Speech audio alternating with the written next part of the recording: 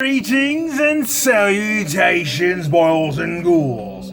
Tonight, I have decided to give you a triple feature, a finale, a last hurrah, because obviously,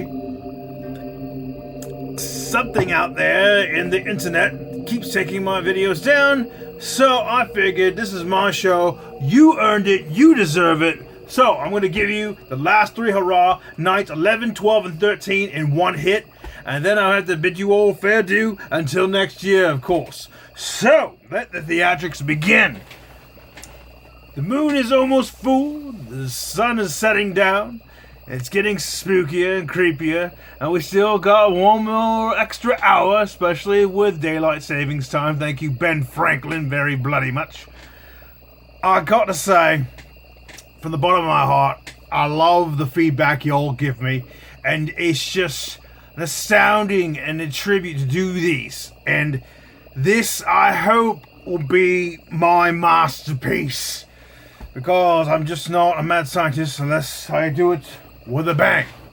So, due to copyright reasons, I have to only discuss the movies, but I will play one in the background, because like I said, you've earned it, you deserve it. I want you all to have a happy Halloween, even though in these safe and unsure times, I want you all to be safe, but please have a good time. There's always many fun activities to do indoors, and also virally, like I'm doing right now for you. I love to entertain, what can I say? But, let the show begin. So, the trick-or-treat bag, we don't have much because there's a lot to talk about, so here we go.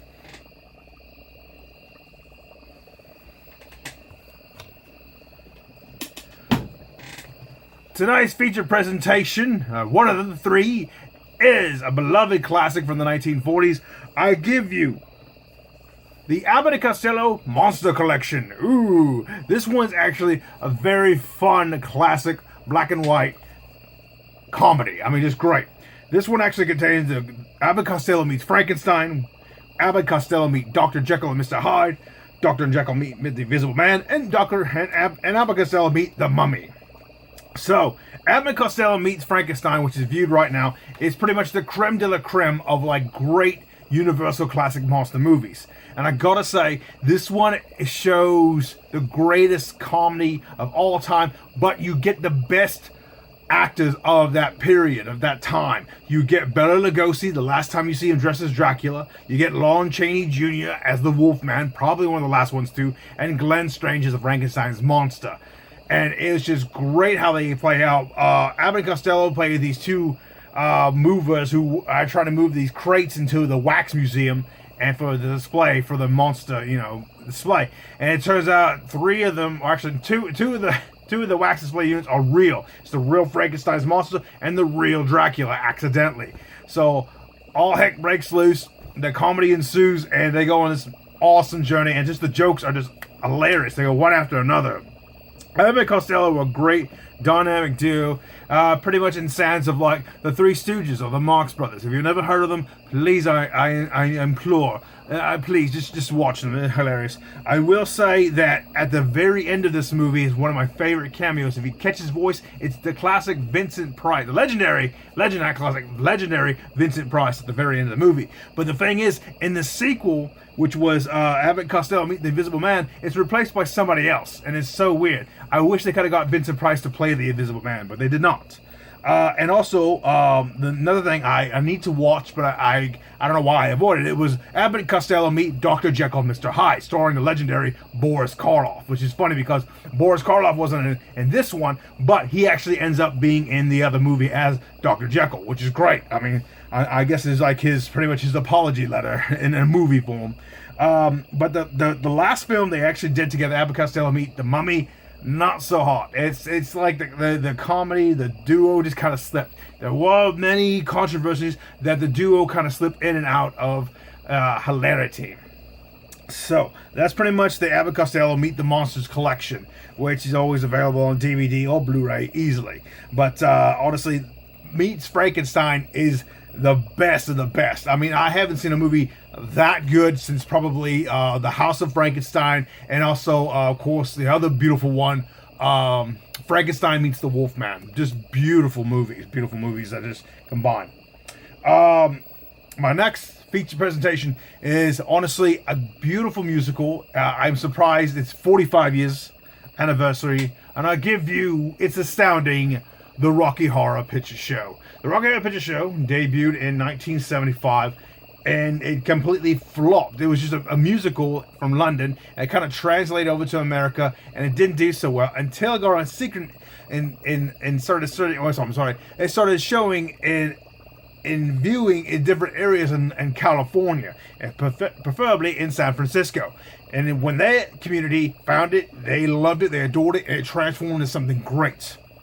Starring a very young Susan Sarandon, who everybody knows by now, a very young Tim Curry, who needed a paycheck, and he was also half the time, mostly you get to see everybody in their underwear, and Tim Curry in other people's underwear. It's great, brilliant movie. And also Meatloaf, for some strange reason, Meatloaf, the awesome musician, is in this film. How? I have no idea to this day.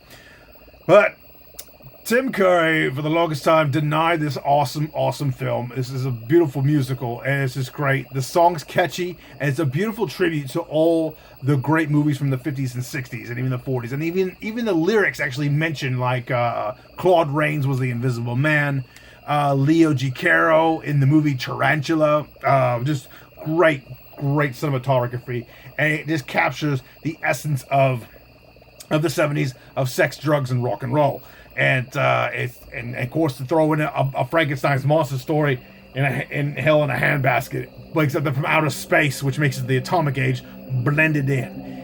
And it's just not Halloween now without this movie. There are still live showings of this every Halloween, on the 30th and 31st, well, tomorrow night. So there's always, and it just breaks my heart that this year, I don't know if they're still going, or it's slow, what's it called, viewings, not many viewers.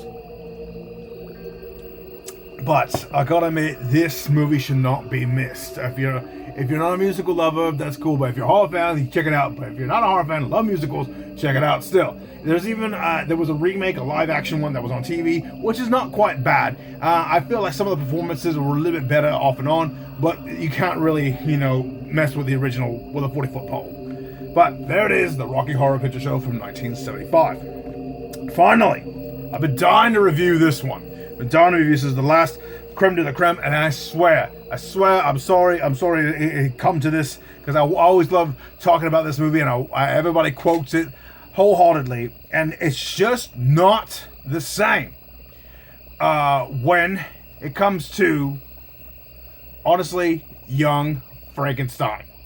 Young Frankenstein by Mel Brooks is a masterpiece. You take the greatest, awesomest universal classic monsters and transform it into this beautiful comedy, and it is just hilarity, and it ages so beautifully. It's great. It's one of those movies, because most movies don't age very well, but this one's a timeless classic. Most of the movies I can talk about for days, they age like fine wine, much like this one right here, and also this one right here. Anyway, I digress. Destiny, there's no escaping, that's for me. Gene Wilder and Gilda Radner and Gilda Radner. Oh my goodness, it's gonna kill me because I know these bloody answers.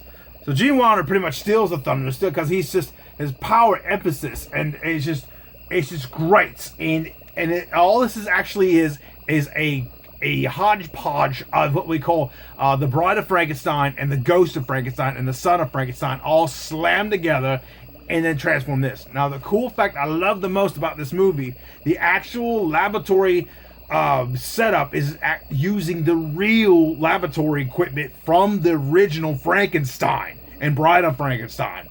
Mel Brooks claimed, and he said, I found it in a guy's basement, and he asked him, what are you doing with this? And he goes, I just had it all these years. He goes, can I have it? So, after the filming of Blazing Saddles, this movie came along, but the boys, one problem that Mel Brooks had. When he first showed it in the test screenings, it was actually in color. And he was wondering to himself, there's something missing. And they said, you got to release the movie in black and white. And thus it happened. And Marty Feldman and Gene Wilder's chemistry together since the silent movie is just a powerhouse. God rest Marty Feldman's, soul, but it's just, wow. The movie would not be the same without him. And of course, the man who played the Frankenstein, the creature, which is Peter Boyle. Peter Boyle. Everybody always knows from Everybody Loves Raymond. But for me, it will always be this character because his wit, his comedy is just great. And I gotta admit that, oh bloody heck, what was her name? Cloris Leachman, yeah. But it's just like, it was this beautiful symphony of a Frankenstein story transformed to this comedy. And like I said, it's not Halloween unless you got this movie. And just like Rocky Horror Picture Show and pretty much any out of the... But it's just great that Mel Brooks was able to pull this off, and I think Universal did not even publish this. I think it was 20th Century Fox. Yeah, 20th Century Fox. So that's pretty impressive. You're able to transform it, and it became this film. And I think there was even a musical version of this one too. And there was supposed to be a live action remake of this on TV this year, but I think it got canceled because of what.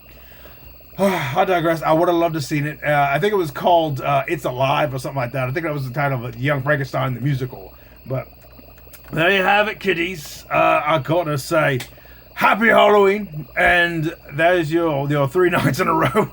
I just hope to God they don't take this video down because it is so stressful when you actually have a certain streaming service keeps pulling your stuff down without not even 1 second, not even a nanosecond to even breathe or even say, why? Why can't I? But luckily, this will be A-okay because most of the stuff is in what I'm saying is not even harmful, I guess. But anywho, just make sure your trick-or-treat bag is filled with all kinds of delicious candies and treats. If you can't go trick-or-treating, then go to Amazon and order candy, I guess. That's all I got for you. But anyway, do me one favor, and one favor only before I go, and it's actually 2 favors. 1, have a happy Halloween, and number 2, always and forever, stay spooky, my friends.